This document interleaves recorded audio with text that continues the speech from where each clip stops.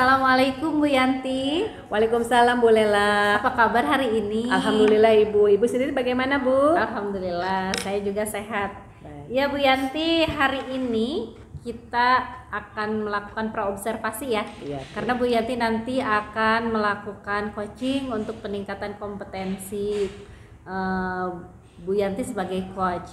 Nah, sebelum kita nanti mulai nih, saya ingin mendiskusikan mengenai rubrik penilaian yang nanti akan saya amati ketika Ibu melakukan coaching. Nah, pertama ini nanti akan diamati mengenai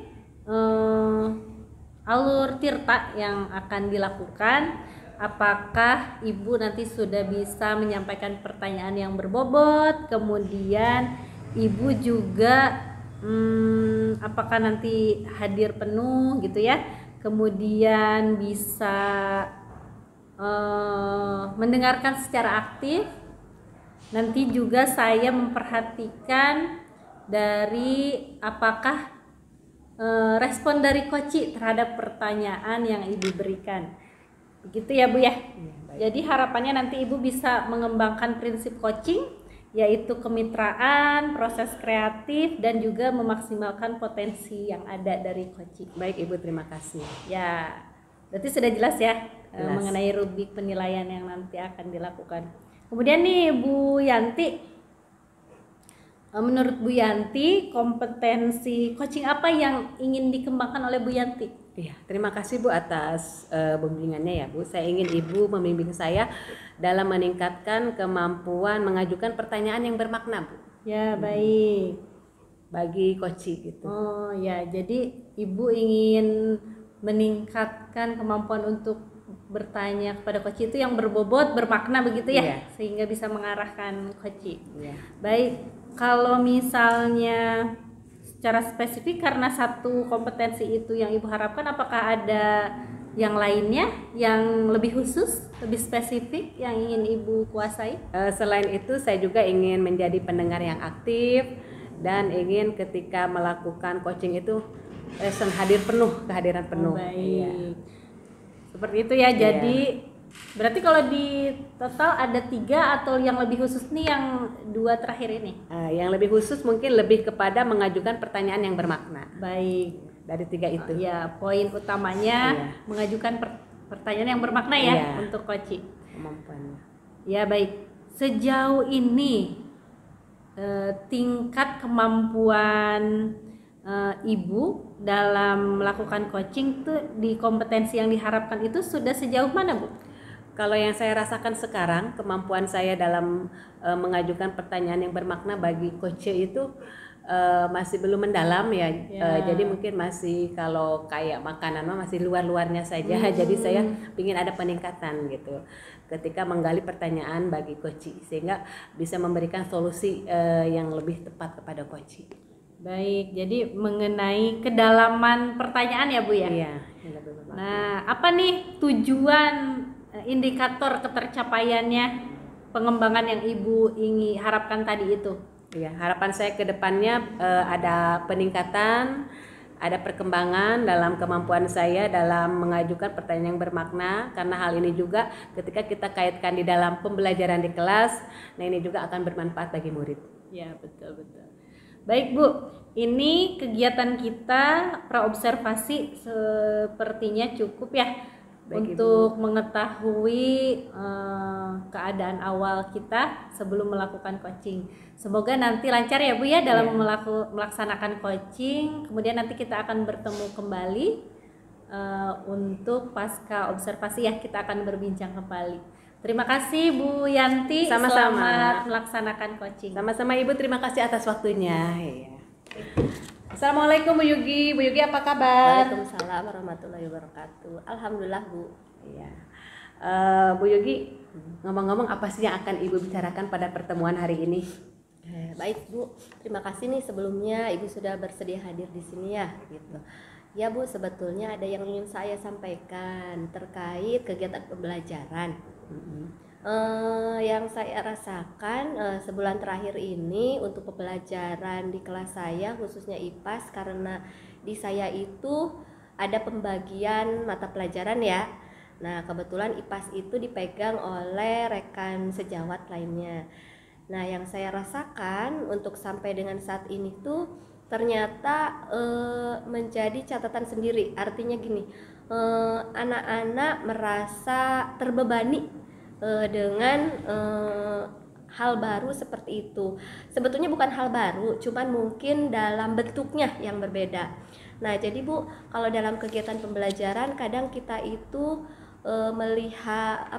melakukan diagnostik ya kepada anak-anak untuk mengetahui sejauh mana pengetahuan mereka tentang materi yang akan disampaikan dan materi yang sudah diketahui sebelumnya.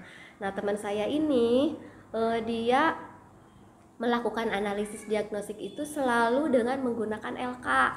Nah, lumayan lah gitu ya, 2 kali dalam 1 minggu, 2 kali pertemuan selama 3 jam pelajaran, jadi 6 jam pelajaran. Nah, bayangkan kalau misalnya dalam 1 hari itu ada beberapa LK yang disampaikan, jadi merasa terbebani gitu Bu, intinya sih. Baik, jadi apa yang ingin Ibu capai dalam pertemuan kita hari ini? Yang ingin saya capai bagaimana caranya terkait strategi pembelajaran yang saya lakukan dengan adanya analisis diagnostik ini tidak menjadi beban peserta didik gitu. Seperti itu. Baik, Ibu, menarik sekali Bu ya. Nah, di sini Bu, tadi kan masalah yang muncul itu karena ada pembelajaran IPAS kurang lebih 1 bulan yang dipegang oleh guru lain ya, oleh guru lain. Dipegangnya sih kalau mengajarnya oleh saya. Jadi kalau yang mengatur materi LK itu oleh guru lain. Jadi kalau di sini gurunya Ibu tapi ada guru lain, berarti Ibu sini hanya sebagai apa? Saya yang mengajar. Saya yang mengajar, cuman untuk persiapan materi-materi bahan ajarnya itu rekan sejawat. Kebetulan misalnya saya sebagai PJ Bahasa Indonesia, berarti bahan materi itu saya mempersiapkan termasuk latihan. Nah, kalau yang IPAS dipegang oleh guru lain, kita dikasih bahannya, kita mengajar aja. Jadi di sini Ibu hanya melakukan proses KBM-nya saja gitu ya. Kalau untuk muatan materi dan sebagainya sudah dilakukan oleh teman sejawat Ibu tadi ya. Nah, di sini ada hambatan ya Bu, jadi anak merasa kurang merasa terbebani. Anak kan tadi merasa terbebani ya, berarti hambatan bagi anak. Nah, ini karena mereka diberikan LK yang 2 kali seminggu, lumayan ya bagi seorang anak itu. Nah, menurut Ibu bagaimana nih solusi Ibu, cara Ibu gitu untuk menghindari hambatan yang terjadi pada anak ini? Kayak untuk saya sih solusinya sih sebetulnya saya pernah sempat sampaikan kepada rekan sejawat, kita kan suka ada pertemuan level. Nah, saya coba sampaikan ternyata untuk adanya asesmen awal yang merupakan diagnostik itu dalam bentuk lembar kerja itu ternyata menjadi beban gitu untuk anak-anak. Mungkin bisa dengan cara yang lain seperti itu. Dan saya mencoba memberikan saran gitu, bagaimana misalnya dengan anak diajak seperti games gitu ya, dengan menggunakan salah satu aplikasi misalnya Quizizz gitu. Itu kan jadi lebih berkurang gitu maksudnya beban anak gitu, meskipun itu asesmen awal, padahal saya sudah mengatakan bahwa ini tidak masukkan ke nilai gitu, ingin mengetahui aja, tapi karena dengan lembaran-lembaran itu menjadi beban tersendiri buat mereka. Menarik ya, apalagi kalau misalnya anaknya itu tidak suka membaca ya Bu ya. Jadi anaknya, dengan kita juga harus memperhatikan kan dengan gaya belajar anak juga gitu. Baik Bu, di sini tadi Ibu sudah memberikan solusi ya untuk rekan sejawat Ibu bahwa games, lebih baik games ya, pemberian games gitu daripada bentuk LK menjadi beban. Nah, kalau boleh saya tahu Bu, selain itu Bu, selain ini kan solusi yang pertama games ya, game untuk asesmen nih, untuk asesmen. Nah, untuk pembelajarannya sendiri solusinya bagaimana Bu? Apakah anak juga menjadi beban? Kan pertama kan tadi menjadi beban adalah ketika memberikan asesmen ya, asesmen. Nah, yang kedua ketika pelaksanaannya di dalam kelas, kan yang membuat materi orang lain, sedangkan Ibu yang melakukan KBM-nya. Ini ada hambatan yang lain juga nggak Bu? Saya rasa sih kalau untuk materi itu tidak ya, karena materi itu tidak di apa namanya, tidak dinominasi dengan ceramah gitu ya. Untuk IPAS itu kita kalau IPAS itu kita bisa melakukan percobaan, melakukan saya demonstrasi, kemudian kerja kelompok, diskusi gitu kan. Sebetulnya kalau kegiatan pembelajarannya sih lebih variatif gitu. Cuman mungkin pada saat di awal pembelajaran tiba-tiba ada lembar gitu ya untuk asesmen diagnostik gitu. Iya, jadi akhirnya saya melakukan terobosan. Ya mungkin ini mudah-mudahan sih sebagai salah satu strategi pembelajaran ya, supaya itu mengurangi si anak supaya tidak terbebani. Jadi saya balik, itu dijadikan sebuah refleksi setelah pembelajaran gitu. Apakah anak-anak bisa menangkap apa yang sudah saya sampaikan gitu. Seperti itu, Bu. Oh, baik-baik. Nah, di sini upaya Ibu untuk meningkatkan pembelajaran di dalam kelas apa tuh, Bu? Upaya untuk meningkatkan pembelajaran di dalam kelas. Saya sebisa mungkin pembelajaran variatif ya, lebih variatif menggunakan beberapa metode seperti yang tadi sudah saya sampaikan ya. Ada diskusi, kemudian percobaan praktek gitu ya, terus demonstrasi, kadang juga wawancara gitu, anak-anak menggali informasi seperti itu. Oh, jadi Ibu dalam salah satu cara untuk meningkatkan pembelajaran di dalam kelas adalah dengan melakukan metode pembelajaran yang variatif. Tadi Bu, apa prioritas Ibu? Tadi kan misalnya dalam asesmen ya, permasalahan dalam asesmen itu apa prioritas yang akan Ibu lakukan?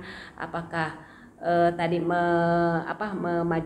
mengajukan ide Ibu dengan mengajukan games ya, pembelajaran dengan games, atau tetap LK tersebut dilaksanakan gitu? Prioritas yang mana nanti akan dilakukan di dalam kelas? LK atau games? Iya. Kalau saya yaitu tadi, kalau misalnya kalau games itu kan memang oleh rekan sejawat tidak disiapkan ya. Kalau saya membuat sendiri untuk materi IPAS ini cukup menguras waktu ya, karena maksudnya administrasi yang lain juga harus dilakukan gitu. Jadi saya akhirnya memilih tetap LK, tapi waktunya saya balik jadi setelah kegiatan pembelajaran, jadi refleksi gitu, refleksi dari proses pembelajaran gitu, yang tadinya harus sebagai analisis diagnostik atau asesmen awal gitu. Oh iya ya. Oh iya, jadi LK yang tadinya buat asesmen awal, Ibu balik menjadi refleksi ya. Itu untuk mengurangi atau penjarangan gitu ya. Saya memberikan LK. Jadi saya juga lihat-lihat situasi. Sepertinya hari ini nggak ada LK yang lain. Nah, saya kadang asesmen awal sebagai untuk pengetahuan siswa gitu. Tapi udah tahu nih, itu saya balik aja sebagai refleksi. Dan itu juga sebagai penilaian formatif mungkin, karena refleksi ya itu tetap dimasukin seperti itu. Nah, menurut Ibu apa ukuran keberhasilan? Maksudnya berhasil tidak tadi dengan dua solusi ini? Yang pertama kan tadi dijadikan asesmen ya, yang kedua dijadikan refleksi. Nah, dari yang kedua ini mana yang menjadi yang lebih berhasil menurut Ibu? Kalau menurut saya bisa dilihat ukuran keberhasilan dari dua hal yang tersebut, yaitu dilakukan dengan refleksi. Jadi anak-anak juga excited ya gitu dengan hal yang sudah dilakukan, dan mereka tahu jawabannya seperti itu, kayak gitu. Oh, baik. Jadi dengan dilakukan sebagai refleksi ya untuk LK tadi, ini malah lebih baik ya Bu ya bagi anak-anak, karena kan memang tujuan pendidikan kita kan anak juga di dalam kelas harus bergembira, merdeka dalam belajar ya Bu ya. Berpihak pada murid dalam artinya mereka merdeka dalam belajar. Baik Ibu. Nah nanti Ibu bagaimana ini Ibu untuk menjaga komitmen terhadap rencana tersebut, dalam artian gini, Ibu terus berkomitmen gitu, walaupun tadi media aja dibikin ini harusnya di awal asesmen, tapi Ibu karena tadi refleksi ternyata lebih baik. Nah itu bagaimana Ibu cara menjaga komitmen sebetulnya tersebut? Ini untuk menjaga komitmen ini tuh karena pada dasarnya yang membuat materi itu kan rekan sejawat ya. Nah, kalau saya sih berpegangan terhadap komitmen saya sebagai pengajar bisa memberikan yang terbaik untuk peserta didik. Keberpihakan saya terhadap peserta didik artinya saya tidak menyulitkan atau membuat mereka bosan, menjadi beban dan lain sebagainya. Itu mungkin komitmen yang bisa saya pegang. Jadi Ibu berkomitmen bahwa tujuan pembelajaran adalah untuk peserta didik ya, jadi tidak menyulitkan peserta didik, itu yang Ibu akan ambil. Baik, nah Ibu, di dalam untuk mencapai komitmen Ibu tersebut, siapa nih yang kira-kira yang dapat membantu Ibu dalam menjaganya? Oke, baik, mungkin saya di sini agar ada yang terlibat dalam, maksudnya dalam proses pembelajaran, ada yang menilai selain saya sendiri, karena kalau untuk rekan sejawat yang membuat bahan ajar tersebut juga kan mengajar dan waktunya bersamaan. Mungkin saya akan coba melibatkan rekan kerja lainnya sehingga bisa menilai apa yang saya lakukan dalam proses pembelajaran, memang apakah itu sebetulnya sudah istilahnya sesuai dengan yang diharapkan, meskipun ya tadi saya balik ya seperti itu. Jadi saya mungkin akan melibatkan rekan kerja atau rekan sejawat lainnya.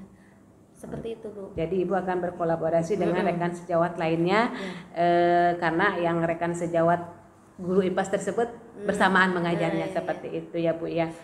Baik, kira-kira nih kapan yang akan Ibu lakukan? Kalau kegiatan pembelajaran kan terus berlangsung ya. Ya, jadi secepatnya mungkin nanti di minggu depan saya akan coba melakukan di pembelajaran tersebut. Jadi kurang lebih. Dan coba ini ya mengkonfirmasi atau mengkontak kira-kira rekan sejawat siapa yang memang kebetulan jamnya kosong dan bisa menemani saya gitu, mendampingi gitu di kelas. Baik Ibu, jadi Ibu akan melakukan ini kurang lebih 1 minggu ya Bu ya. Terima kasih Ibu Yogi, terima kasih loh atas waktunya. Saya tunggu kabar baiknya dalam 1 minggu ini. Apakah anak-anak semakin bersemangat gitu dengan dijadikannya LK itu di akhir sebagai refleksi atau bagaimana? Terima kasih atas waktunya, karena waktunya juga udah pas ya, 15 menit Ibu Yogi. Terima kasih. Wassalamualaikum warahmatullahi wabarakatuh. Waalaikumsalam warahmatullahi wabarakatuh. Terima kasih ya Bu. Ya, sama-sama. Assalamualaikum Bu Yanti. Waalaikumsalam Bu Lela. Bagaimana nih kabarnya setelah melakukan coaching? Alhamdulillah Bu, ada penyegaran dan ada pencerahan. Ya, senang sekali mendengarnya ya. Ibu sangat menikmati sepertinya proses coaching yang sudah dilakukan. Terima kasih. Bu Yanti, Iya Ibu. bagaimana nih Ibu menilai performa Ibu dalam mengcoaching coaching dalam hal apa yang ingin Ibu kembangkan sebelumnya ya, yang sudah kita bicarakan saat praobservasi, yaitu Ibu ingin fokus pada mengajukan pertanyaan yang berbobot. Ya. Yang saya rasakan Bu, saya telah melakukan hal tersebut ya dengan baik dalam kemampuan meningkatkan tadi menggali pertanyaan yang bermakna, mengajukan pertanyaan yang bermakna. Ya, alhamdulillah. Apa nih yang buat Ibu merasa seperti yang Ibu sampaikan barusan? Yang saya rasakan itu adalah ketika coach merasa dia mendapatkan solusi atas permasalahan yang dia hadapi. Nah dari situ saya berpendapat dan saya mengambil asumsi bahwa saya ternyata sudah ada peningkatan dalam menggali pertanyaan yang bermakna. Ya, baik. Nah Bu, kemarin kan saya juga mengamati ya ketika Ibu melakukan coaching. Saya sangat mengapresiasi nih proses coaching yang sudah dilakukan. Kemudian dalam kompetensi yang Ibu ingin kembangkan juga itu sudah baik ya, sudah bisa melakukan kompetensi yang diharapkan, yaitu mengajukan pertanyaan berbobot. Nah, selain apresiasi itu juga saya ingin menyampaikan hasil pengamatan saya nih Bu, terkait sepertinya ada hal-hal yang sebaiknya ditingkatkan juga ya untuk coaching yang lebih baik dalam hal memberikan pertanyaan yang lebih terbuka kepada coachee ya Bu ya, agar coachee itu bisa mengeluarkan apapun yang dia rasakan atau idenya dan sehingga solusinya juga bisa nanti tercapai seperti itu ya Bu ya. Bagaimana nih pendapat Ibu terhadap hasil penilaian atau umpan balik yang sudah saya berikan? Iya Ibu, terima kasih atas umpan balik yang Ibu berikan ya. Saya senang mendengarnya dan memang saya berterima kasih juga dari ada hal-hal yang memang perlu saya tingkatkan. Memang dalam melakukan pertanyaan yang terbuka mungkin saya pun dalam diri merasa memang ada kekurangan dan mungkin itu memang akan saya tingkatkan Bu. Terima kasih Bu atas refleksinya. Ya baik, semangat selalu ya Bu Yanti ya. Ini dari hasil diskusi kita, apa langkah-langkah konkret nih yang bisa Ibu lakukan agar mencapai kompetensi yang diharapkan sebelumnya? Baik, mungkin saya berencana untuk melakukan latihan terus-menerus ya, latihan terus-menerus bagaimana melakukan coaching baik itu dengan nanti siswa, dengan teman sejawat ataupun warga sekolah atau orang tua. Di situ kan dengan terbiasanya kita melakukan coaching, maka akan terbiasa juga kita menggali pertanyaan-pertanyaan bagi mereka gitu. Bagi mereka yang bermutu. Baik Bu. Apa nih Bu yang Ibu peroleh dari proses yang sudah kita lakukan ya, dari mulai pra observasi, kemudian Ibu melakukan coaching, kemudian kita hari ini juga berbicara ya setelah observasi. Dari proses-proses ini apa yang Ibu peroleh? Baik Ibu, yang saya peroleh ya, pertama saya ucapkan terima kasih Bu dengan adanya coaching dari Ibu, maka semakin berkembang gitu kemampuan saya dalam menggali pertanyaan-pertanyaan yang bermakna. Ke satu itu, yang kedua juga saya mulai memahami dalam alur tirta dan juga prinsip-prinsip coaching ketika kita melakukan coach kepada coachee gitu. Ya, baik. Saya sangat senang sekali ya setelah proses yang sudah kita lalui ini Ibu menemukan hal-hal reflektif ya dan bermakna untuk kebaikan proses coaching selanjutnya. Terima kasih Bu Yanti atas kerjasama kita selama ini. Semoga bermanfaat dan nanti semoga kita bisa bertemu kembali. Iya Ibu, sama-sama saya juga mengucapkan terima kasih, senang di coaching dengan Ibu